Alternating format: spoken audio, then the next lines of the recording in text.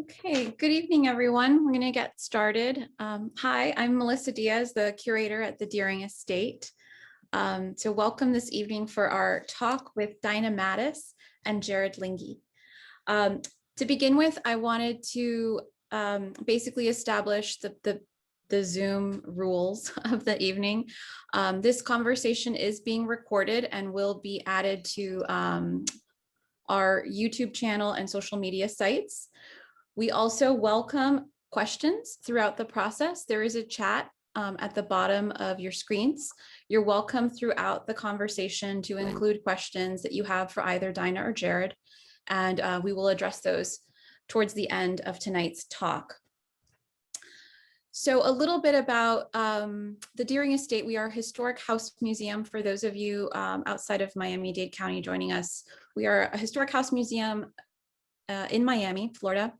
And it is the historic home of the philanthropist Charles Deering, who was a great art collector and supporter of the arts in his time. And we continue that legacy here today by supporting contemporary artists through a robust exhibition program, as well as an artist in residence program. Dinah is currently an exhibiting artist at Deering Estate in a group exhibition entitled Homemaking, which explores the notions of home, identity, site, and community. The exhibition explores these concepts as a precursor to the centennial of the Stone House, which is the structure where the exhibition is housed, and brings together a group of works and artists that take a variety of approaches in considering what makes a house a home. So I'm very, very excited today to have Dinah and Jared join us from New York on this conversation. So a little bit about Daina Mattis. She's born in 1984. She's a Brooklyn-based artist, born in Los Angeles. Her paintings, drawings, and sculptures explore perception and disposability through the vehicles of imitation, scale, craft, and time. Mattis is the youngest of 4 children to Lithuanian immigrants. Her experiences in a bilingual, culturally rich home. Mattis was a Cooper Union artist in residence in 2016 and shows extensively. Her exhibitions include Family Style, her recent solo show at High Noon Gallery, which we'll look at a little bit later, as well as Bona Fide at the St. Thomas Aquinas College in New York, and the Cooper Union Artist in Residence exhibition in 2016. She's also been exhibited and featured in Design Milk, ARTnews, and Art Frankly, Two Coats of Paint, and Professional Artist magazine. Mattis is currently also a lecturer at Parsons School of Art and Design in New York and co-founder and co-director at the Undercurrent in DUMBO, New York.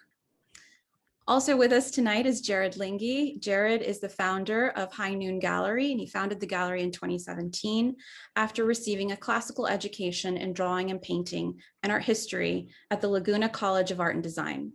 With 8 years of experience working in contemporary art on both coasts, he noticed a shift from a gallerist perspective amongst artists working in a post-recession world and the galleries that sought to support them.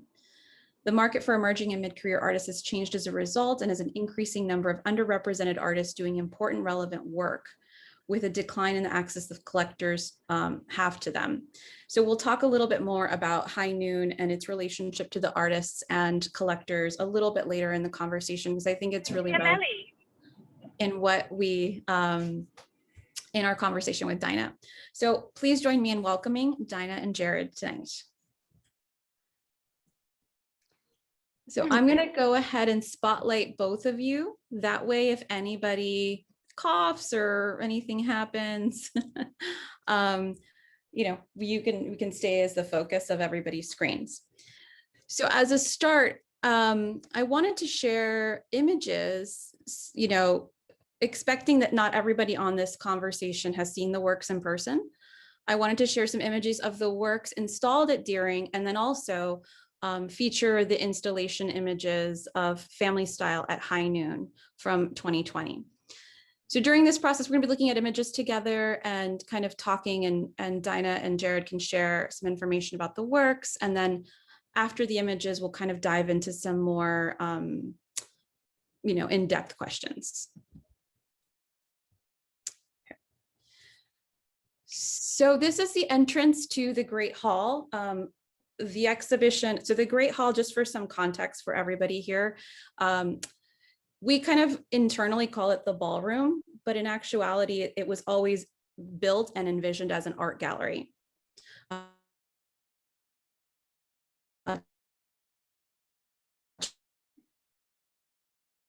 Charles Deering, he brought his into El Greco, Rembrandt, John Singer Sargent. So in the 1920s, this gallery was filled with art. So we continue that, and we utilize this space as our temporary exhibition space and invite contemporary artists to explore and exhibit their work in it. So in Homemaking, there's actually 3 artists. One you see to the right is Amalia Caputo, and then Dinah's installation is to the left of the fireplace. So we'll look a little bit closer here. So I guess here, Dinah, can you talk about like these works a little bit? Yeah, and thank you for giving that context of the spaces I've never visited, which is really amazing to be part of this exhibition. And thank you for that beautiful introduction, Melissa. So you can see 3 of the works. You can see Descent, it's the large blue painting on the left. You can see Sapphire, which is the smaller painting on the right. And then below that, we can see Wounded Table, which is the sculptural element that's in the foreground of those 2 paintings. Do we have a close-up of this? Yeah, we'll go to this one of the 2 paintings. This is great. So on the left for Descent, we can see that it's a salon style hung picture frames, and we can sort of see that evolution of time because there are older frames that have sort of left their residual stains or maybe a dusting from a prior epoch. There is no staircase. There's an absence of a staircase and only this visibility of a really soft cast shadow. And I think Jared actually, when he wrote the press release for this, he did a really beautiful job of talking about the vacuity of space and this sort of inability to actually move physically down these stairs. The title Descent actually comes from the idea of family, but also of descending the staircase. And we can also go into more of a Duchampian space, right, with some of his works. Every single piece that is colored that you see on the matting of the frames, I mean, we don't have a close-up of that, unfortunately, I think in this slideshow, but it's flock. So it's a soft textured craft element that is typically used by hobbyists and also with Baroque flocked wallpaper in the mass industry of wallpaper. On the right, Sapphire, if we had a close-up of it, you could see there's a Baroque decorative wallpaper that's also flocked.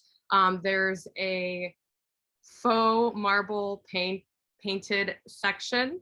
This idea of marbleizing and craft that is still practiced today amongst a lot of artists actually to make a dime. And these are being painted over. Excellent. Let's go. We can talk about Wounded Table when we get to the images from the gallery.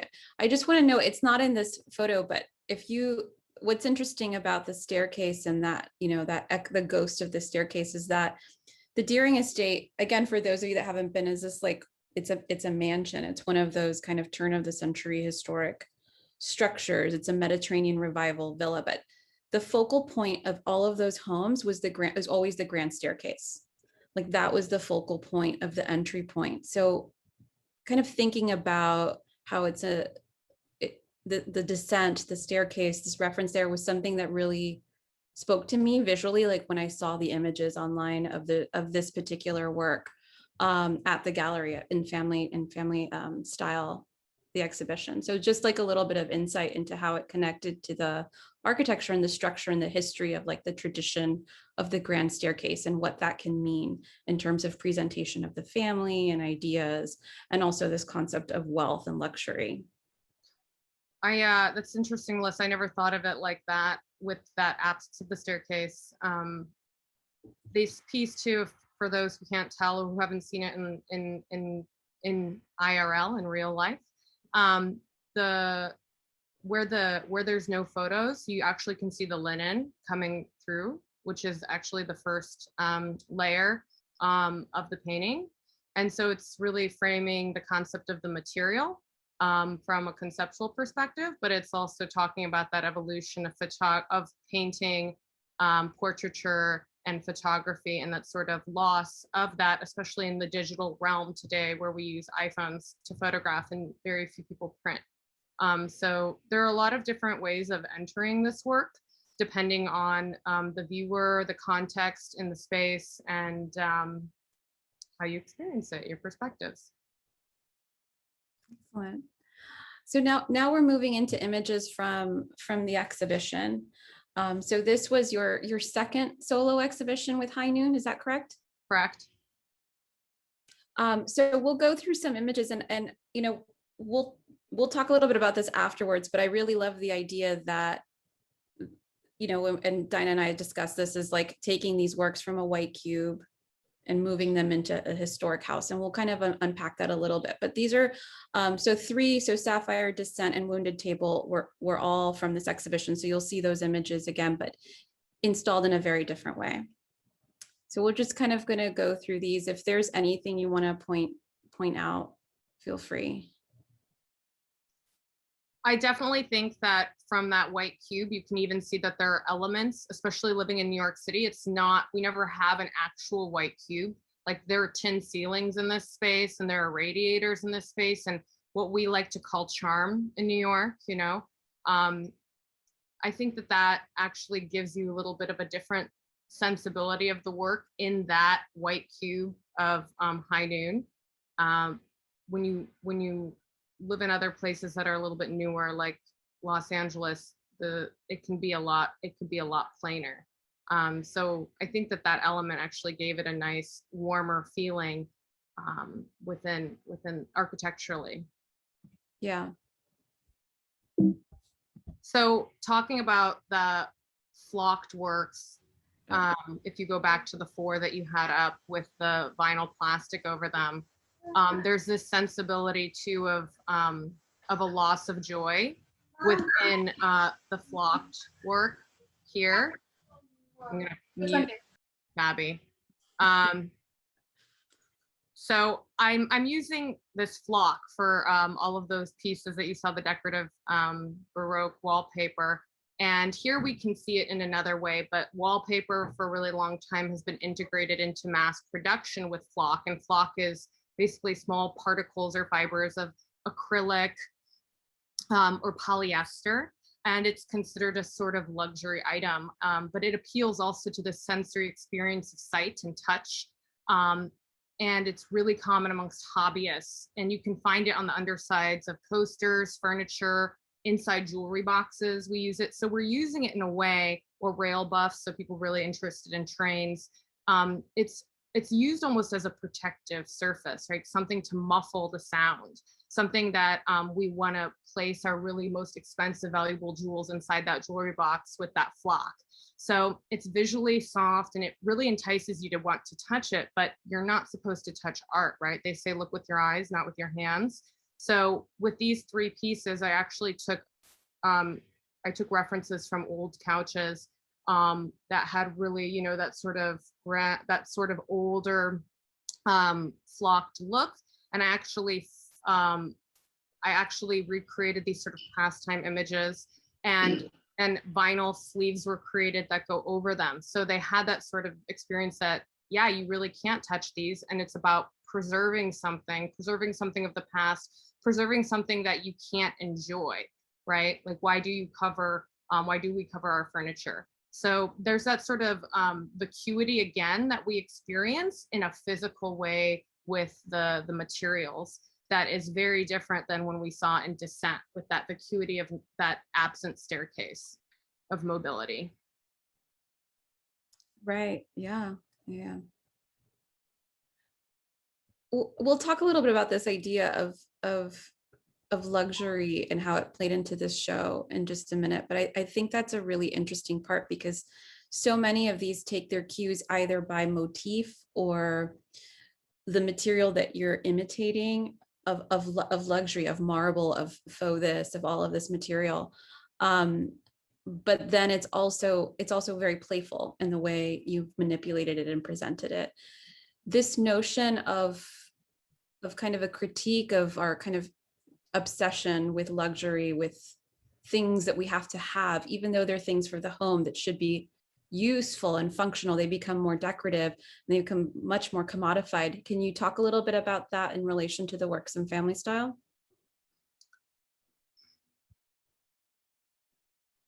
I think so. You're asking me to talk about how they're commodified. So, or how you speak about economics and kind of. I have kind of something to add based on the the use of trompe l'oeil in all of the works, whether or not it is, a lot of them are faux painted marble,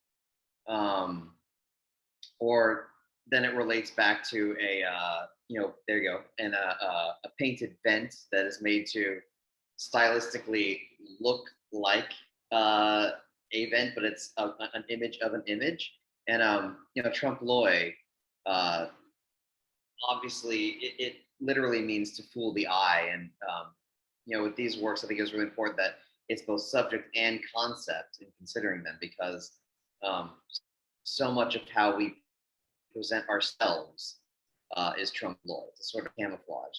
So in Dinah's work, it's an idea that really sort of loops back on itself when you consider that depicting these stylistic trends in the paintings are a form of governing a perception, and representational painting is also a form of governing a perception.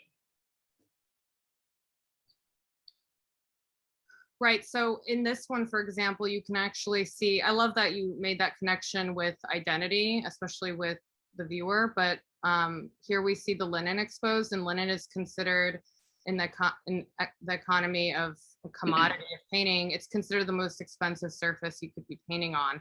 And so I'm visually exhibiting that and showing that that's the surface, also referencing painting. But again, I'm also exhibiting the craft and skill of faux marbleization, and how actually that's considered a really tacky thing you should be doing in your home or as a decorative element. However, it is very much in fashion for some people even today, but it's a very old way of actually still creating business for artists who can't necessarily afford it. So there's kind of a twofold there, because why would anybody paint over a marble slab? So I am actually creating a painting of faux painting and then painting over it, because we live in this sort of age of entitlement, of visual we're kind of visual gluttons today. And I'm trying to exhibit that, there's this disposability within our culture. And I do this in a very playful way, almost in a gaudy sort of tacky experience of all of these different modalities or fashions of interiors that could exist at once if we were to maybe if we were able to see through the walls or see through. The vents become this sort of architectural element, or just this sort of accessory to let you know that this is a wall, but it's actually just a painting of a wall. And again, that linen allows us to see that it is a painting. So it's sort of like it's a very active experience with the works. You kind of have to pick them apart, but you see that trajectory of linen exposed within my works throughout the last 5 years. There were a lot of people that came into the gallery that were expecting, because you have real flock used to depict, these sort of fake nature patterns.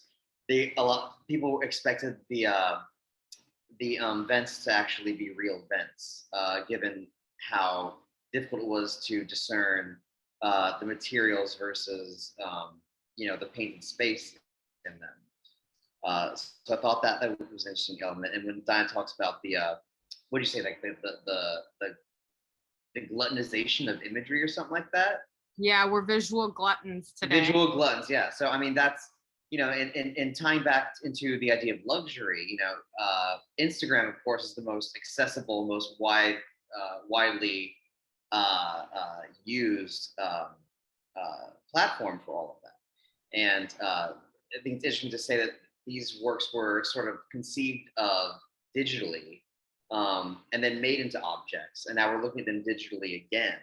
So there's sort of this exchange that happens between the object versus the digital, just as it happens with the way that people curate their their online Instagram feeds as well. So yeah, and you're already kind of getting into my practice a little bit, which was kind of nice. But yeah, Jared's totally right, because a lot of this work taps into our ability to have access to the internet, to Google Images, even pre-internet, because I am a digital immigrant, thinking about even channel surfing. And not everybody even has that sort of access today. So, I mean, a lot of this work, that irony that we're talking about between materials, practice, and how value and skill kind of clash because that linen is exposed. But so I'm kind of pointing to that hierarchy of surfaces, but I'm also paradoxically, I'm dismissing the craft of faux painting. So I'm kind of, I'm doing a self-critique within my own field, and at the same time of bringing skill back. Can you explain, you refer to yourself as a digital immigrant. Can you define that? Digital immigrant is somebody born before 85 or 86. So even though I wasn't born into the World Wide Web being available to me or to like email, I had to, I was raised with it. It was something that, today when we think about that, a lot of the younger generations, they have always had iPad in the first 50 words of their vocabulary. So all of these works that we are seeing in vessels is really, a lot of it has to deal with nature and bringing the great outdoors in. But at the same time, there's a sort of distance, there's a vacuity, there's sort of a separation. And it really does start to ask us to question how we value and how we judge certain things that we put before us. And Jared kind of talked a little bit about technology and visual information. And we don't realize how luckily some of us, not everybody, but we can change the image on our screen. We can change what we wear, how we look, how we're perceived. We really are allowed to dispose whatever we want at our leisure and to consume over and over and over again those visual elements. And I think that has a huge part within my practice and within what you see of things getting painted over or dismissed, or there's like another layer that you can't get to, especially with the tactility or the surface of the flocked smaller pieces with the vinyl. I mean, this idea of things that are interchangeable like that, from talking about the information age and technology. In my practice, you can actually experience this quite a bit within the works being even 2-dimensional to 3-dimensional. So even the 2-dimensional work, the 3-dimensional work becomes a sort of blueprint for the 2-dimensional work. So there are these cookies, and I don't know, Melissa, if you want to look at the cookies. So this was really a wonderful element with the bell glass dome over it, because you could actually smell the cookies. So a lot of the paintings become physical objects, and the objects themselves, the sculptures, I do explore sort of food sculpture. You could actually consume these. So I kind of do the reverse, where you might not have access to this object of this painting, or you can't touch the flock. But when it comes to the sculpture of these experimental food sculptures, you can eat them. They are safe to eat. And here we can see them. These are called legacy cookies. And the legacy cookies actually had, this one only shows Princeton, but they actually use the brands of Ivy League schools. So there were 4 in total: Yale, Harvard, Princeton, and Columbia.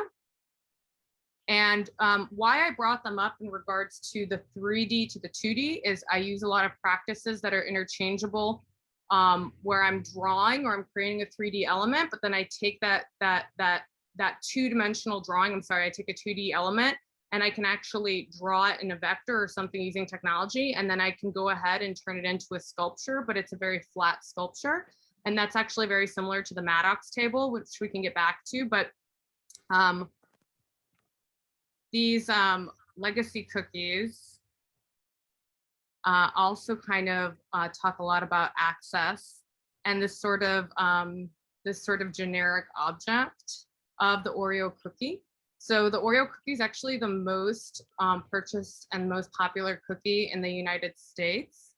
And they have that embossing of the Ivy League seals. And for anybody that knows the food sculptures I make, I actually play with big business branding and how we consume it.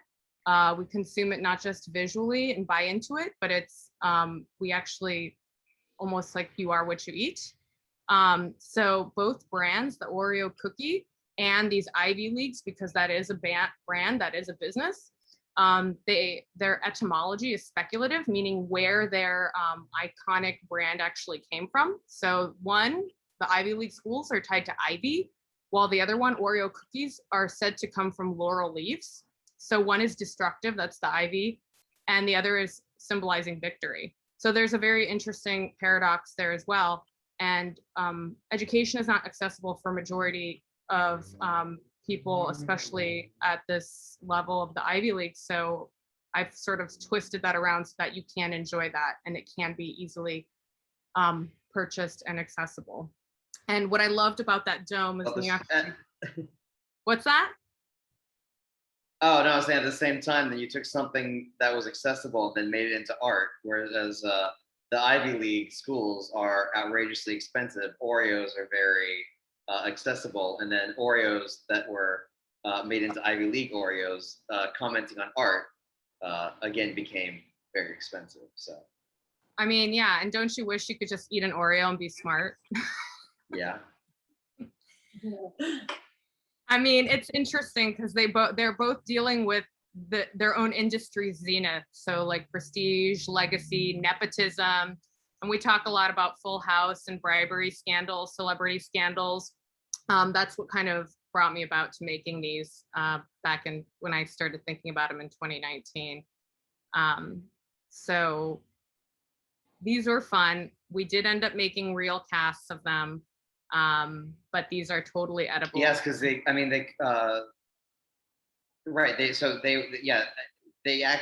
didn't have any preservatives in them, so the ingredients would kind of deteriorate a little bit. The cookies would be crumbling, and it became part of the whole open concept of what they represented. But yeah, eventually Dinah had to make some ceramic ones and take it a step further into the simulacrum of what the Oreos were. Were people allowed to eat them at the opening or no? No. They were not allowed to eat them. We didn't even price. We didn't really put a value on the ones that were actually edible because they were really for display purposes. We didn't price them until we had an idea what the ones that were made of ceramic would be. What my favorite part about this was, unlike some other food sculpture I've made, this piece, because of that dome glass on the top, it actually really connected it more as a sculptural element than other works I had done in the past. So the cookie, really felt like it was being held up from below, like maybe on like some sort of platform, like we think of sculptures, but that dome element actually connected the whole thing, and it really finished the show off. And what's oh, sorry. No, go ahead. It was really sort of insubstantial. We had this slanted wall pedestal, and then it really required that element of the glass dome to kind of completed as a concept of these sort of, like when you see something really decadent baked good under a dome like that versus just the objects laid out before you in a way that was so too accessible. So I would take the dome off and I would let people, smell inside the dome, and it would just this whole sort of like this exclusive, luxurious experience that one might get that you don't get in an art gallery. That you get to experience the art in a sort of extrasensory way. Yeah, but what's nice too is it relates back to the olfactories. And again, that idea of vacuity and access, that dome tells you this is something to be looked at and not touched, maybe not Right. not smelled. And then when you pick it up, again, we can have that experience, and it can be so generic like that dome. But when you start to take a step back, you really pick it apart and you're like, oh my God, I again am told as the viewer to come look at this because it's in a dome. I'm supposed to look at this as a beautiful, ornamental, baked good.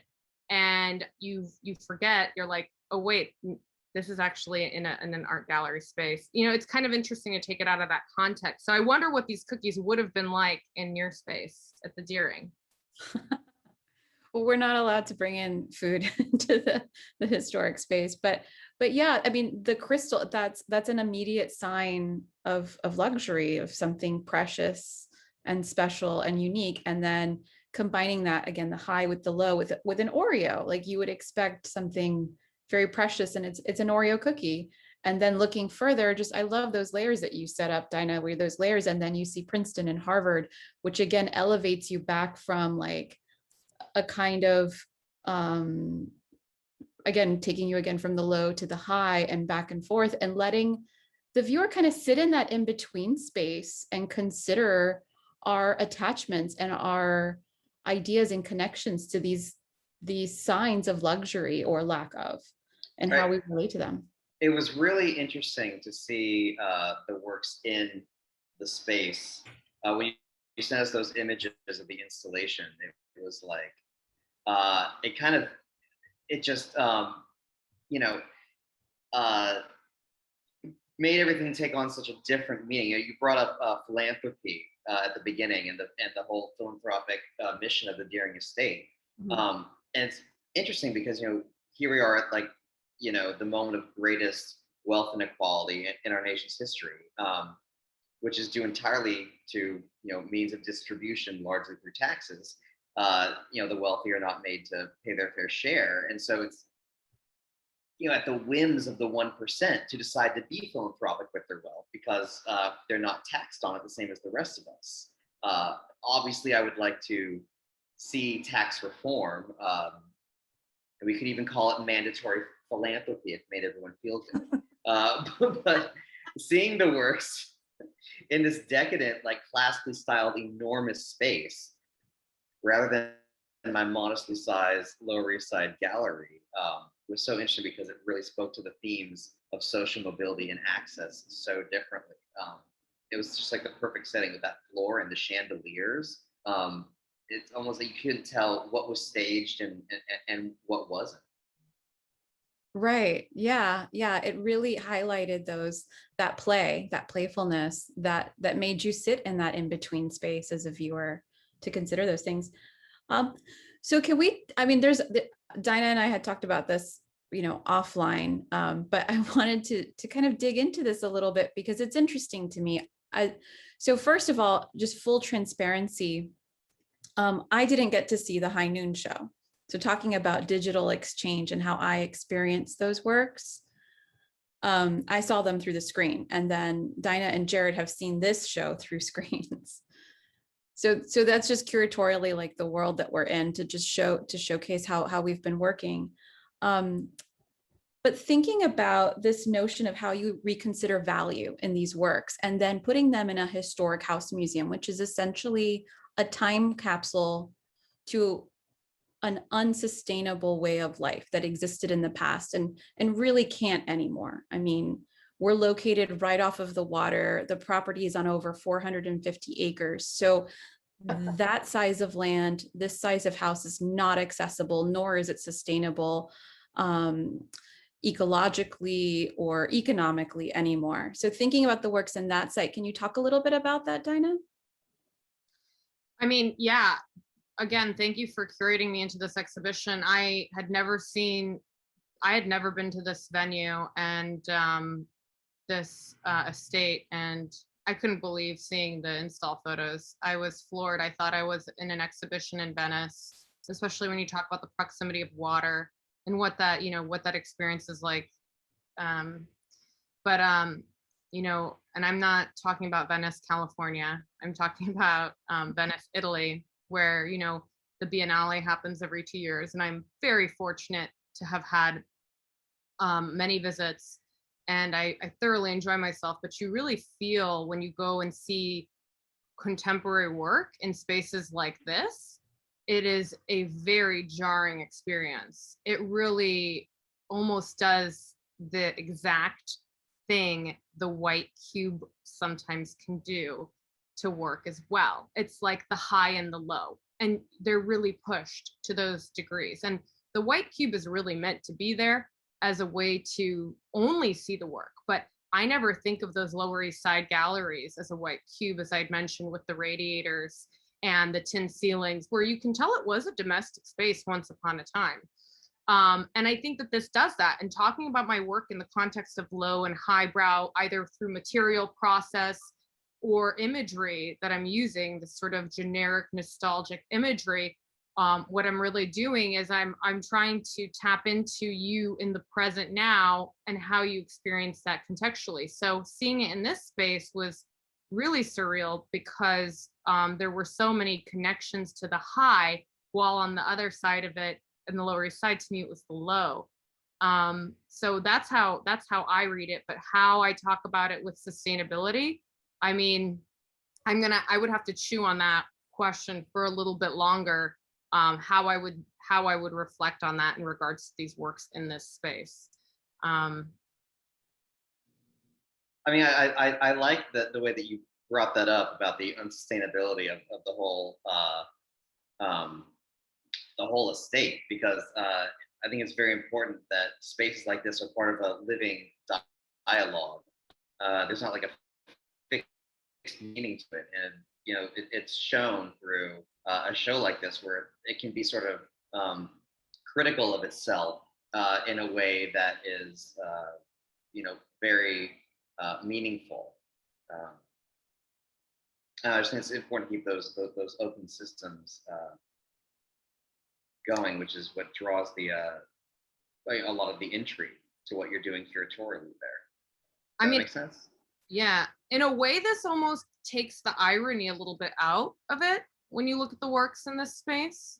I mean, I think it's work to work, but for the three together, I feel like that. It's interesting how, we have something like LACMA, the Los Angeles County Museum of Art, built right on top of tar pits, right? There's like billions of dollars worth of art that's sitting on top of this thing that, could swallow it whole. Then I talked about Venice, Italy, and how it's a sinking city and we place all this art there, and it's a tourist attraction that is so inaccessible. We can look at something like Marfa Prada in Texas, where it's on the edge of the border, right? It's right near Mexico, and it's an art piece that's installed in the middle of nowhere, and you really have to want to get there to be there and have the time, money, and be financially secure to do that. So, and transportation. So all of these things we're talking about, there is like an irony ultimately within a lot of the art world. And here it almost kind of, there's a vacuity of that irony a little bit. I guess that's my word for the day. That's excellent. I wanted to, because I didn't want to avoid, and I'm sorry, I'm going by these quickly, to talk about Wounded Table of the sculpture that we brought, because it's incorporating a found object, and instead of imitating, now you're dealing with the real thing and its history and identity. So can you talk about working with this a little bit? Yeah, so Wounded Table is actually, this is an antique walnut dining room table that is called a Maddox table, and it actually was produced in Jamestown, New York. And you can actually find it quite a bit in antique shops, and it comes in different sizes as well. But basically it can fold down to save space, or you can use half of it. So the original leaves, I actually replaced them with CNC machined high density polyethylene. And they're cut in two halves to appear like an enlarged plastic disposable plate.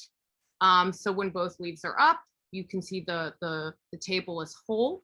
So the mechanics and material are highlighting this idea of space, but also of consumption. And living in New York City, we can think of the consumption of space. Thinking of the plastic leaves, we can talk about sustainability. We could talk about microplastics and eating microplastics. We can talk about the changing and the shifting dynamics of family dining and sitting at a dining room table and sharing conversations. There's a lot to explore within this, as well as this idea of man-made material and something that is manufactured. And then also trying to make these two pieces actually work was really, really difficult. To make something that's plastic, I had to actually I had to hand sand it to make it actually fit back into something that was as organic as that wood. The title Wounded Table actually comes from a Frida Kahlo painting from the 1940s. And that painting is actually missing historically. And that painting is a painting that she created when she was going through her divorce with Diego Rivera, who is also a celebrated artist. And she's actually seated at a table and bleeding. And I think the table is bleeding, but the table is bleeding. It's really powerful for me to imagine, coming from a painting perspective and talking so much about how two-dimensional informs my 3D, that that painting is missing historically. And I thought that was a nice way to reference it back to Descent, with all the missing imagery within the mats and the frames. And then also, again, thinking about how this table in itself, these leaves, which the language of leaves connects back to the great outdoors, but how even the table can seem like it's that sort of wounded or missing appendage of itself. I love that. And I know that this was also, it's missing, but it was one of Frida Kahlo's largest scale paintings. And then her playing with scale so many different ways, and you playing with scale so many different ways, is a really nice relationship that I've seen in your work over time. And then the weight of that and the weight of this work conceptually is really powerful, because you think of the table as an object for coming together, for coming apart, the fact that it becomes a family style table, and then it is then reduced to a single person's table. Like, all of these concepts start to kind of unfold in our kind of perception of the work. And I think it's personally one of my favorites. So I share that too, transparent. You're not supposed to have favorites, but I do. So it's one of my favorites in the show. And it's really one of the pieces that really spoke to me when I saw it online. Thank you. And Melissa, you're totally right. This is the first piece where I actually did use like a found object, but I did have to buy this piece as well. And so I left the price tag on the inside with the seal of where it was manufactured and where it came from. And I did purchase it in Bulkville Antiques Festival, which is one of the largest ones in the Northeast, and it happens in August.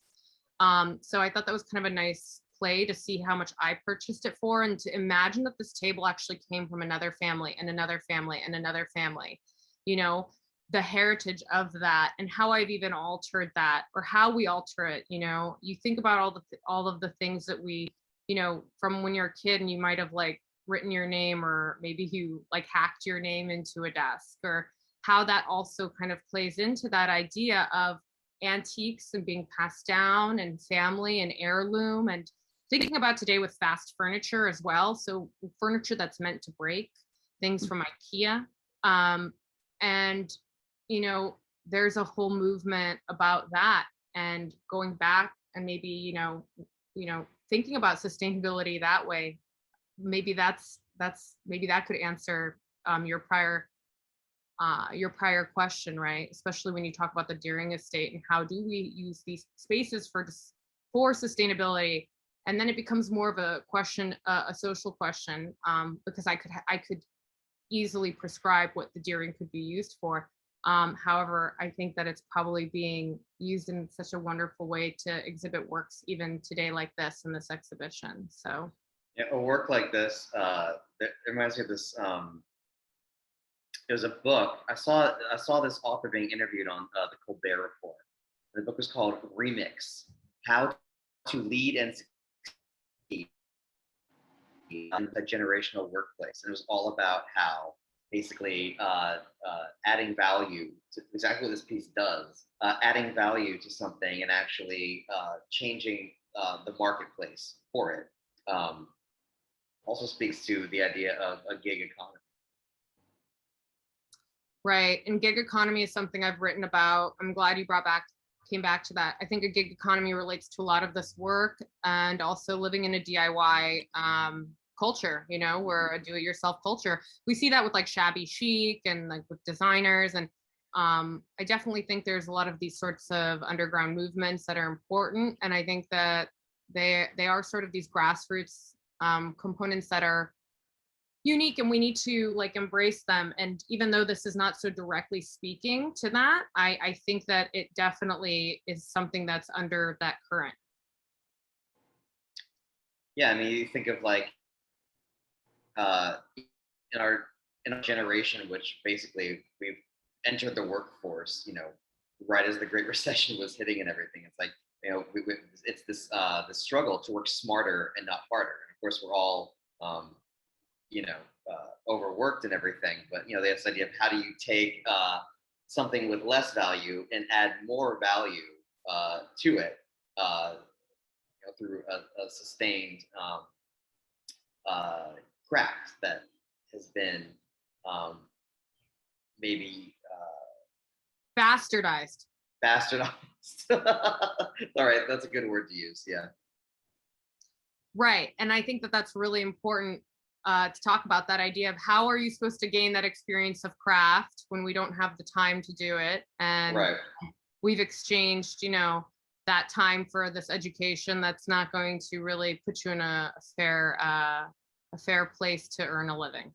So it's pretty complicated, and I think all of these things, and I love that you made these connections, Melissa, because I think the way that I look at language and art and making, I think that that's also how we have to imagine sustainability, because it's like an ecosystem. They all relate to one another, and you know, one thing changes and it's going to affect something else. I think Jared kind of summed it up there when we were talking about even like education, craft, skill. Yeah. Workforce. Yeah. Sorry, go on, Melissa. No, go ahead.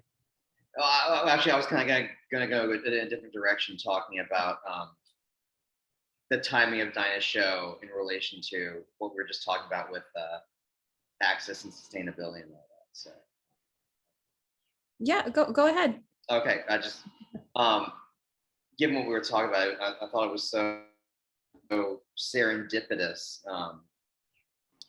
To me, the works existed in that space. Of seeing them here again was very interesting, because you know, we had the show right when New York. Actually, the funny timing today is the exact day that New York, a year ago, it's the anniversary when New York was allowed to open again in a limited capacity. Today is the 1 year anniversary, which is insane to think about. But Yeah. so Dinah's show took place in August, right when we had gotten this new space, and it was crazy because we were in one sense, we were celebrating a new gallery space. And in another, we were totally unaware of what lied ahead of us in terms of the ways in which we saw the country failing at its most basic responsibility, which was to take care of its citizens. So, you know, these questions are always a part of the zeitgeist, but Dinah's work really talks about the connections between the parts of society we were just talking about, which are often seen as separate, but are really not, like specifically sociology and economics. So seeing such clear-cut examples throughout the pandemic of the interconnectedness of these systems, for instance, like how the Black Lives Matter movement is related to lack of access to healthcare for communities of color, which is related to the housing crisis, which is driven by wealth inequality, et cetera, et cetera. It really focused the conversation of the exhibition in a different way. And these works, I think Wounded Table was a really great example of it. You know, just in terms of talking about access and social safety nets and the sort of interconnectedness of sociology and economics. Yeah, no, thank you for that. That's a beautiful way of articulating, you know, I think a lot of what resonated about the work and about the exhibition to me, even from afar and experiencing it digitally, 100%. I want to also quickly talk about this work. So, so Dinah, I know that you're kind of now diving into more ephemeral site-specific work, like this installation here. Can you talk a little bit about this new body of work that you're exploring? So I'm glad you showed this because I was going to ask for this slide after what Jared talked about. Yeah, it's perfect segue.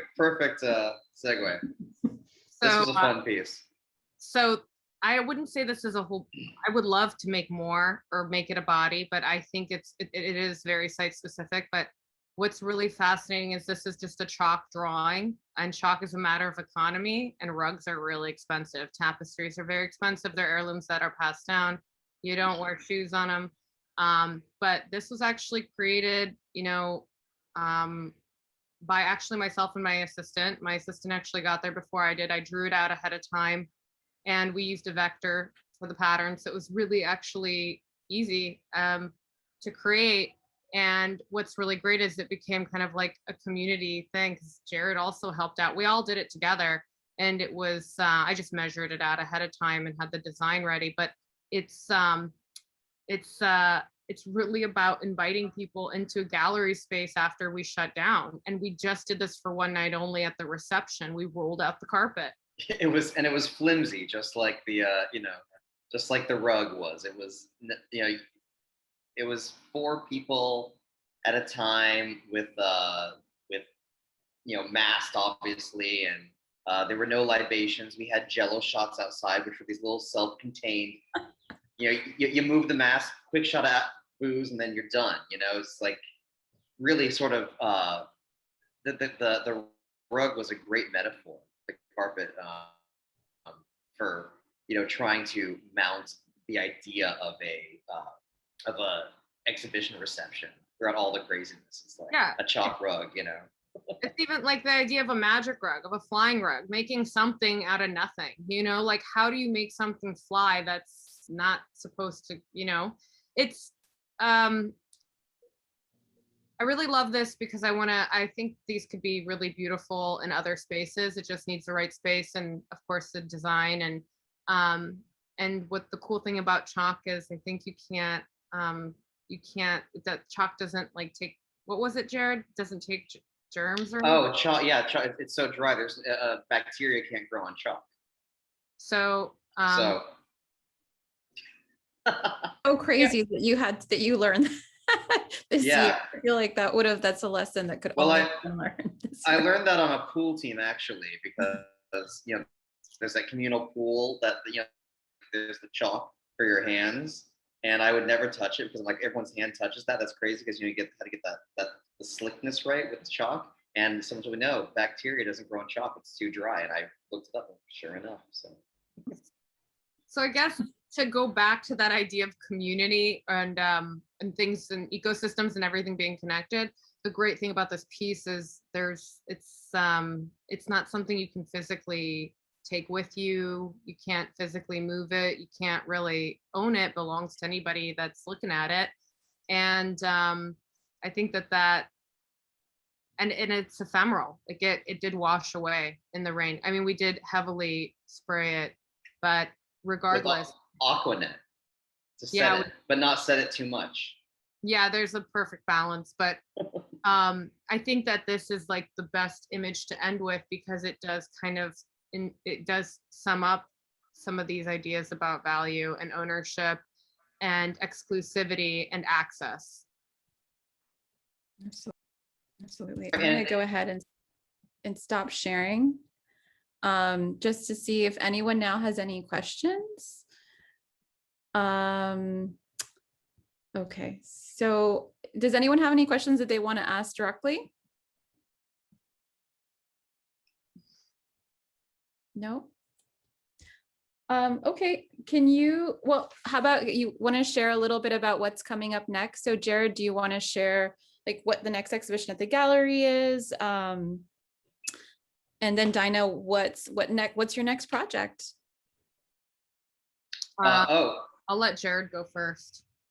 Well, we opened an exhibition not too long ago of Bobby Oliver, who is here with us on the chat. And let's see, Bobby, I've been working with. I showed her back in California for, I guess we've been working together for 8 or 9 years now. And she, I guess you have to visit the website for the best views of the installation and everything. But she worked with Isamu Noguchi for many years and is a painter, whereas he was a sculptor. And she does, if I would have prepared, I would have actually done a slideshow for you, but it's all there on the website. And she's very inspired by the sort of Japanese aesthetic principles of wabi-sabi, sort of the beauty in the transitional nature of things. And so the works are very intellectually, not labored over, but considered. And the spaces build up in a way that's very organic, and they will change around. I'm looking at one as I'm describing it. And they'll change around many, many times before everything sits just right. But the goal is this sort of the sense of immediacy, of freshness. So ironically, they kind of sit somewhere in between a fresco and, say, an ink wash painting. So between these Western and Eastern disciplines. And that's up until June 27th. Amazing. Are you going to be in Miami in December or no? No.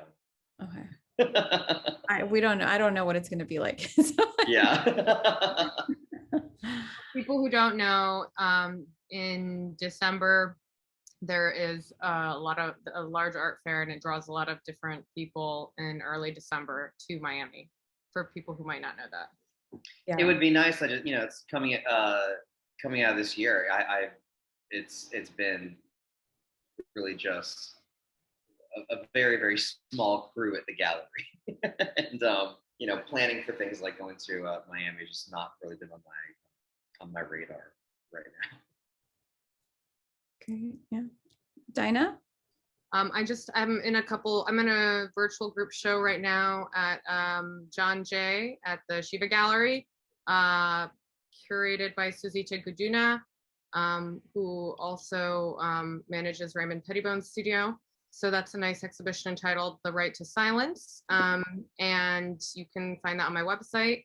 And I'll be in a couple of group shows in 2022. I'm always working on my work, so we'll see what happens, and hopefully something will happen again at High Noon in a few years. A few years. We're putting Dinah on the calendar for another show. And I'm just sharing here websites. I'm not interested in sort of everyone I work with is so prolific, but I don't push productivity on people, because everyone's lives, especially right now, everyone's studio practices are so different. So as soon as someone's ready to get to work, and I'm very open about people approaching me about shows and whatnot. So we'll have something in the works for Dinah 2022 and 2022, 2023 beginning of. So no pressure. No pressure. No pressure. Something to think about, Dinah. I don't know. I have some ideas for some fabrication that I'm just not 100% sure. It takes so much research. That table took 6 months to fabricate. not to conceive. So it can be really challenging, and even finding that table. So, but I'm looking. Let's put it this way: I'm going to Balkville again in August. I'm very excited. Excellent. I want to thank you both so much for joining us and having time and space for us tonight. Again, the talk was recorded, so hopefully we'll be able to get it up out there soon. Thank you, Dinah. Thank you, Jared. Thank you, everyone, for joining us tonight. Have a great night. The show's up through June 13th, so for anybody in Miami, please come visit. Thank you so much, Melissa, for organizing. Yeah, thank you so much, Melissa. This is great. Thanks. Bye. Bye, everyone.